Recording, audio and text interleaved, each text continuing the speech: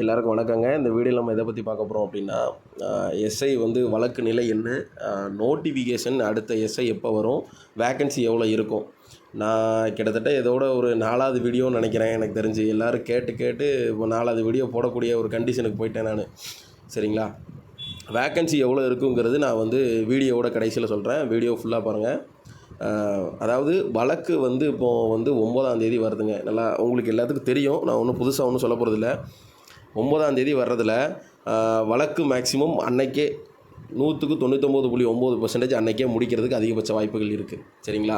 ஏன் சொல்கிறேன் அப்படின்னா, அந்த வழக்கு வந்து எப்படி இருக்குது அப்படின்னா, ஒரு சில விஷயங்கள் லாஜிக்காக நம்ம யோசிக்கும் போது என்ன இருக்குது அப்படின்னா, இவ்வளோ நாள் வந்து இவங்க கொண்டு போயிட்டாங்க அப்படிங்கப்போ வந்து இதை சீக்கிரம் முடிக்கணும் தான் யூஎஸ்ஆர்பியும் நினைப்பாங்க, எல்லாருமே கோர்ட்டுமே நினைக்கும். ஏன்னா கிட்டத்தட்ட 8-9 மாதம் ஆச்சு இவங்க ஒன்றும் ட்ரைனிங்கே போகல. பிசிக்கு பார்த்தீங்களா ட்ரைனிங் போயிட்டாங்க. சரிங்களா? பிசிக்கு ட்ரைனிங் ஸ்டார்ட் ஆகிருக்கும், இன்னிலேருந்து நல்லாயிருக்கும்னு நினைக்கிறேன்.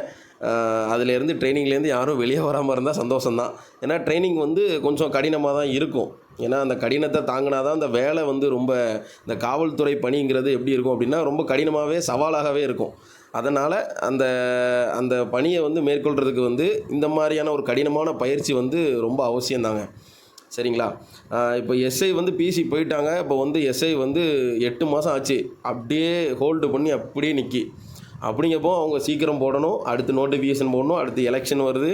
ஸோ நிறைய விஷயத்தை கால்குலேட் பண்ணி தான் வச்சுருக்காங்க.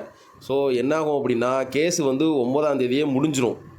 இதுக்கப்புறம் வந்து ஸ்டே இருக்காதுன்னு நினைக்கிறேன். அண்டு கேஸே மேக்ஸிமம் வந்து அன்றைக்கே முடிச்சிருவாங்க. ஏன் அப்படி சொல்கிறேன் அப்படின்னா, அதாவது கோர்ட்டு கொடுத்த வந்து டைரக்ஷனில் தான் இவங்க திருப்பி ரிசல்ட்டு வந்து பப்ளிஷ் பண்ணியிருக்காங்க. கோர்ட்டு வந்து ஒன்று சொல்ல போய் தான் இப்படி பண்ணியிருக்காங்க. அப்படிங்கப்போ வந்து இந்த இப்போது வந்து அரசு தரப்பில் என்ன சொல்லலாம் அப்படின்னா, நீங்கள் கொடுத்த டைரக்ஷனில் தான் நாங்கள் வந்து ரிசல்ட்டு போட்டிருக்கோம் அப்படின்னு சொல்லி இவங்க வந்து பதில் தாக்கல் பண்ணலாம். மேக்ஸிமம் 9ஆம் தேதியே முடிஞ்சிடும். நிறைய பேர் நினைக்கிறாங்க வந்து இழுத்துட்டு போகும் அப்படின்னு. எனக்கு தெரிஞ்சு இழுத்துக்கிட்டு போகிறதுக்கு வாய்ப்பு ரொம்ப கம்மி. கேஸு வந்து 9ஆம் தேதியோட மேக்ஸிமம் முடிஞ்சிடும். சரிங்களா? அவங்களுக்கு ட்ரைனிங் எப்போ இருக்குங்கிறத சொல்கிறேன்.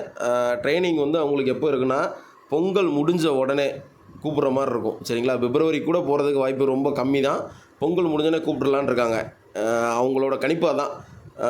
கேஸை வந்து முடிச்சுட்டு அதுக்கப்புறம் வந்து நம்ம வந்து ட்ரைனிங் ஏற்றிடலாம் அப்படிங்கிற ஒரு மைண்ட் செட்டுக்கு வந்துட்டாங்க. ஏன்னா அடுத்த நோட்டிஃபிகேஷன் போடணும். சரிங்களா? சரி, இப்போ நோட்டிஃபிகேஷனுக்கு வருவோம். நோட்டிஃபிகேஷன் எப்போ இருக்கும் அப்படின்னா, கிறிஸ்மஸ் ஒட்டி இருக்கும். சரிங்களா?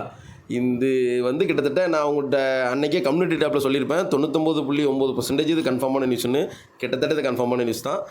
டிசம்பரில் வந்து லாஸ்ட் வீக் இருக்கும். அதாவது எப்படி இருக்கும் அப்படின்னா, ஒரு அறிவிப்பு மட்டும் விட்டுட்டு ஜனவரியிலேருந்து அப்ளிகேஷன் ஸ்டார்ட் பண்ணுற மாதிரி பிளான் பண்ணுவாங்க. சரிங்களா? எதனால் ஜனவரியிலேருந்து ஸ்டார்ட் பண்ணுறாங்க அப்படிங்கிற மாதிரி சொல்கிறேன் அப்படின்னா, இவங்க இன்னும் ட்ரைனிங் போகணும். ஸோ ட்ரைனிங் போகிறதுக்கும் இதுவும் கொஞ்சம் கரெக்டாக இருக்குமே, ஒரே மாதத்தில் அந்த மாதிரி ஒரு கரெக்டாக கொண்டு போகிறாங்க. சரிங்களா? அப்புறம் வந்து எக்ஸாம் டேட்டு எப்போ இருக்கும் அப்படின்னா, மார்ச் அப்படி இல்லைன்னா ஏப்ரலில் இருக்கும். சரிங்களா? ஏப்ரலில் ஒரு வாரம் 2வது வாரம் அந்த மாதிரி இருக்க வாய்ப்பு இருக்குது. அதிகபட்சம் 90 நாள் கணக்கு பண்ணிக்கோங்க. சரிங்களா? 80லேருந்து 90 நாள் கணக்கு பண்ணிக்கோங்க. உங்களுக்கே எந்த டேட்டுங்கிறது நீங்களே ஃபிக்ஸ் பண்ணிக்கலாம். சரிங்களா? அப்புறம் வேக்கன்சி எவ்வளோ இருக்குன்னா ஒவ்வொருத்தங்க ஒன்று சொல்கிறாங்க. ஆனால் எனக்கு கிடைச்சதை தான் நான் சொல்ல முடியும் உங்களுக்கு. சரிங்களா? ஒவ்வொருத்தங்க 1350, 1300 அந்த மாதிரி சொல்கிறாங்க.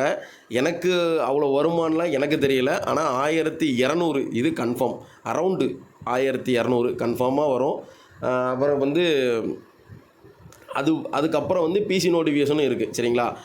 நீங்கள் வந்து கால்ஃபர் வந்து டிலே ஆகுது, அப்படி இருக்குது, அந்த மாதிரி ரொம்ப மன வருத்தத்தில் நிறைய பேர் இருப்பீங்க. சரிங்களா? எதுக்கும் கவலைப்படாமல் நம்ம பெசாட்டுக்கு நம்ம பாதையில் போய்கிட்டே இருக்கணும். வரும்போது எக்ஸாம் எழுதிடணும். நாளைக்கு எக்ஸாம் வச்சா நீ ரெடியாக இருக்கியா?